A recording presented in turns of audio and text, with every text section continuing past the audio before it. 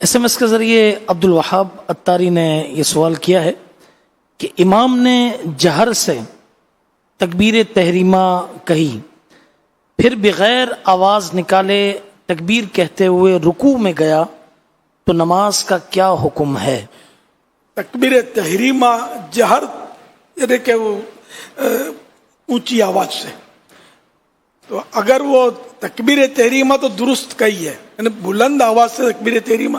امام کا کہنا یہ ہے مستحب، معاف کیجیے سنت، اور اتنی آواز سے کہنا تو ضروری ہے کہ اپنے کان سن لیں، اتنا تلفظ تکبیر تحریمہ کا ادا ہو تو فرض تو ادا ہو جائے گا۔ اب اس نے کوئی تکبیرات انتقالات میں سے کہ رکوع میں جانے کے لیے یا سجدے میں جانے کے لیے تکبیر اتنی آواز سے کہی کہ خود بھی نہیں سنی،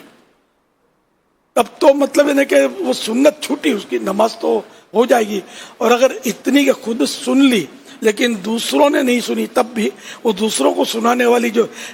سنت تھی وہ اس کی فوت ہوئی، نماز بہرحال ہو جائے گی۔